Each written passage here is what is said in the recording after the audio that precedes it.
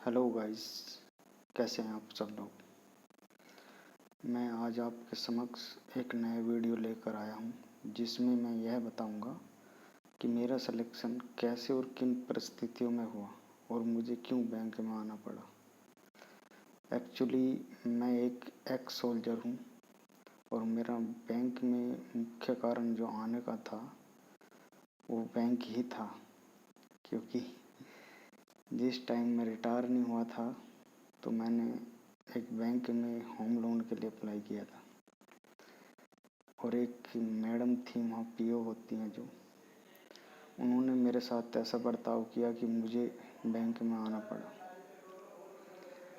और मैं आप लोगों को बीच बीच में गाइड करने के लिए आता रहूँगा।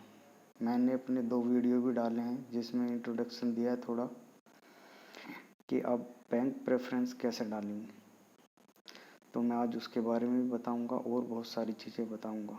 आप कृपया ध्यान से देखें और अंत तक देखें। और एक चीज़ और कि आप इसे प्लीज़ लाइक और सब्सक्राइब भी करें चैनल को। तो सुनिए, आज मैं आपको एक नई कहानी अपनी सुनाता हूँ। मैं Sunil Kumar, selected in UBI 2020 as a clerk in ex serviceman quota OBC.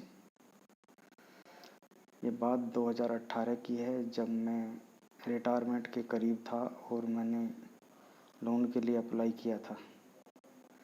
तो मैं बैंक में गया और मेरा लोन भी सैंक्शन हो गया। तो जब मैंने अपना मकान बनाया तो मेरे कुछ पैसे बच गए थे जिनको मैंने सरेंडर कर दिया।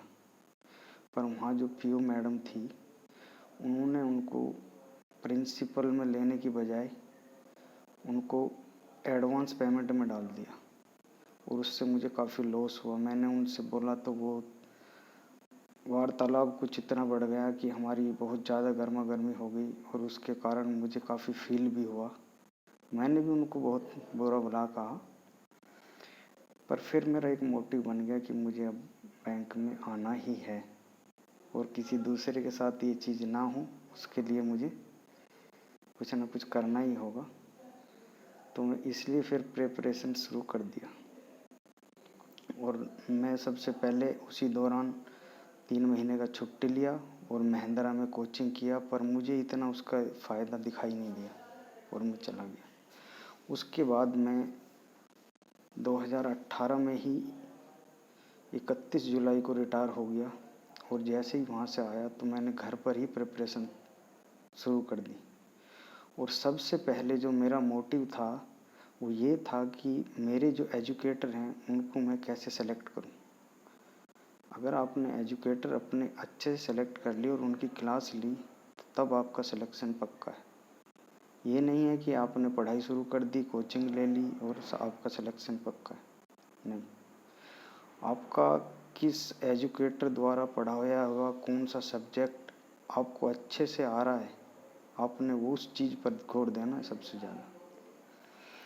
तो मैंने भी यही किया, अपनी जो वीकनेस थी उन पर काम किया और अपने एजुकेटर सेलेक्ट किए। और मैं आपको भी यही कहूँगा, 2-4 जो भी अपने प्लेटफॉर्म हैं उन पर देखो एजुकेटर कौन अच्छा पढ़ा रहा है।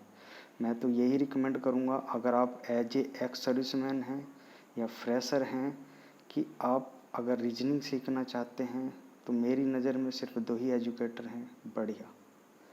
वो एक अंकुश लांबा जी हैं जो अनअकैडमी पढ़ाते हैं, और एक दूसरे और पुनीत शर्मा सर हैं, वो भी अच्छा पढ़ाते हैं। बट पुनीत शर्मा सर का थोड़ा लेवल हाई है, तो आप अंकुश लांबा सर से ट्राई कर सकते हैं। और उसके बाद उनको इन दोनों को फॉलो करेंगे तो रीजनिंग आपकी ऐसी हो जाएगी एकदम गोली।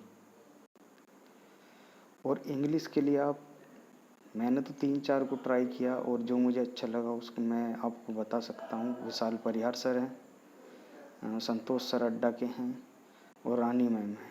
इन तीनों को फॉलो किया और बीच बीच में तीनों के ही वीडियो देखता था मैं। और सबसे मेन है, आपको जब आप प्री की तैयारी कर रहे हैं उसके साथ साथ मेंस की भी तैयारी करनी है, वो है जीके जीएस। वो आपको मेरी नज़र में आपको कई प्लेटफॉर्म जो हैं वो आपको फॉलो करने पड़ेंगे। जैसे कि मैंने सबसे ज़्यादा जो समय दिया वो कपिल काटपाल सर को दिया, उसके बाद अड्डा में सर थे अपने पीयूष सर, उसके बाद गौतम सर थे, उसके बाद ओली बोर्ड पर जो भी वीडियो आते थे उनको देखता था। ओली बोर्ड का जो वीडियो है वो काफ़ी हेल्प करते हैं। कई सोर्सेज को मैंने फॉलो किया और अच्छे से उसकी तैयारी पहले ही प्री के साथ ही शुरू किया। तो मैं आपसे यही कहूँगा ये सब चीज़ें आप करें। और मैथ के लिए आप मेरे हिसाब से आशीष अरोड़ा सर को फॉलो कर सकते हैं, अनअकैडमी पर हैं, जो बहुत ही अच्छा पढ़ाते हैं। बाकी आप ट्राई करें कि आपको कौन अच्छा लग रहा है, आप उनके द्वारा पढ़ें। मेरी रिकमेंडेशन एक मेरा खुद का व्यू है, पर आपकी समझ में जो आए आप उसको फॉलो करना है। तो उसके बाद मैंने फिर तैयारी शुरू किया और इनको फॉलो किया, और मैं यूट्यूब से ही पढ़ता था और सेल्फ स्टडी किया। और फिर ऐसे करते करते मेरी तैयारी काफ़ी अच्छी होगी और मैंने प्री भी निकाले कई, बट मेरा मेंस क्लियर नहीं हो रहा था। फिर मैंने अच्छी और तैयारी की, वीकनेस पे काम किया, और मेरा जैसे ही मेंस हुआ IBPS का 19 जनवरी को हुआ था, और मैंने 21 जनवरी को अनअकैडमी का सब्सक्रिप्शन लिया और फिर उसमें कोचिंग किया ऑनलाइन। तो उसके बाद तो ये सारे जितने मैं आपका एजुकेटर बताए ये सब वहीं थे, तो उनसे मैंने और भी अच्छे से तैयारी की। तो फिर मुझे अंदर एक कॉन्फिडेंस हो गया कि अब मैं PO का भी पेपर क्लियर कर सकता हूँ। बट जैसे ही रिजल्ट आया कोरोना काल में, तो मुझे पता चला मेरा सिलेक्शन हो गया है, और मैंने प्रेफरेंस के तौर पर बैंक जो हैं वो गलत चूज़ कर लिए थे, जिसके कारण मुझे आज खामियाजा भुगतना पड़ रहा है। और मैं ये वीडियो बनाने पर मजबूर हूँ, और आप लोगों की भलाई के लिए वीडियो बना रहा हूँ। वो ऐसा है कि जब आप प्रेफरेंस के तौर पर बैंक देंगे, तो बैंक में मैंने पहले भी वीडियो में जिक्र किया है, आपने किसी बैंक में जाना है और किसी बैंकर से मिलना है और उससे पूछना है, सर हमारे यहाँ का लीड बैंक कौन सा है। तब वो बताएंगे जिसकी शाखाएँ वहाँ ज़्यादा हैं, आपने उसको प्रेफर करना है। अगर आप ईस्ट UP के हैं तो आपने यूनियन बैंक सबसे पहले देना है, क्योंकि शाखाएँ ज़्यादा हैं।